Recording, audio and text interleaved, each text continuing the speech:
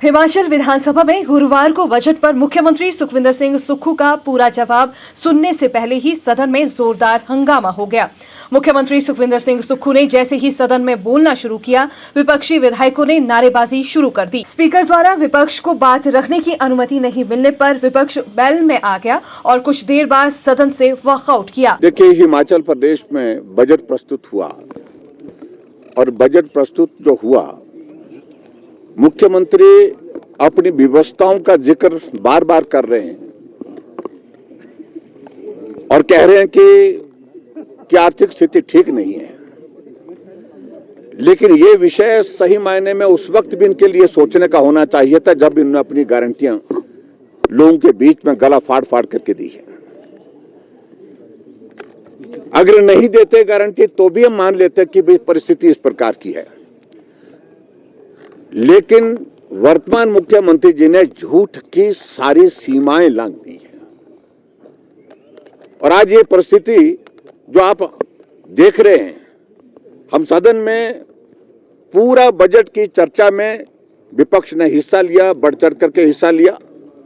और अध्यक्ष महोदय जी ने हमको बोलने का अवसर भी दिया। हम एक ही बात को लेकर के बार बार इस सदन के अंदर अपनी बात कहते हुए कर रहे थे कि जब आर्थिक स्थिति आपकी खराब है, आप सीपीएस बनाए जा रहे हैं, चेयरमैन कैबिनेट रैंक के साथ बनाए जा रहे हैं, बहुत सारी चीजें आप किए जा रहे हैं, और लेकिन उसके बावजूद जो गारंटी वाली बात जिसमें ओपीएस की बात कही थी, ओपीएस के बारे में तो उन्होंने कहा कि क्योंकि अभी उसके बारे में आगे क्या होना है वो आगे सारी बात स्पष्ट होनी है अभी, लेकिन आज हमने इस बात को लेकर के प्रोटेस्ट किया और वॉकआउट किया है कि हम कब तक झूठ सुनते रहेंगे। प्रदेश की हमारी माताएं बहनें जिनके साथ आपने कमिटमेंट की है कि पहली कैबिनेट की बैठक में 18 से 60 साल की उम्र की सभी माताओं बहनों को हम 1500 रुपए देंगे, और आज फिर मुख्यमंत्री कह रहे हैं कि हमने कमिटमेंट पूरी कर दी, हमने अपनी गारंटी पूरी कर दी। और गारंटी पूरी करने में क्या कि 2,31,000 महिलाओं के लिए हमने 1500 रुपए का इंतजाम किया। और वो महिलाएं कौन हैं? वो महिलाएं वो हैं जिनको पहले से ही 1000 रुपए पेंशन का मिल रहा है और 1150 रुपए पेंशन का मिल रहा है। गारंटी पूरी करने में क्या कि 2,31,000 महिलाओं के लिए हमने 1500 रुपए का इंतजाम किया। और वो महिलाएं कौन हैं? वो महिलाएं वो हैं जिनको पहले से ही 1000 रुपए पेंशन का मिल रहा है और 1150 रुपए पेंशन का मिल रहा है। और ऐसी परिस्थिति में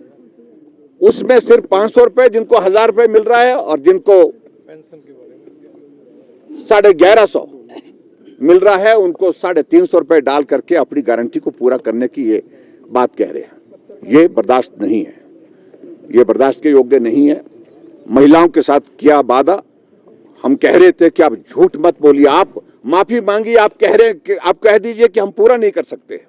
हमारी आर्थिक स्थिति ऐसी नहीं है, लेकिन उसी तरह से गुमराह करके महिलाओं को इस प्रकार से झूठ बोल करके फिर से अपमानित करना, इसका हमने विरोध किया है। और आज हमने सदन से वॉकआउट किया है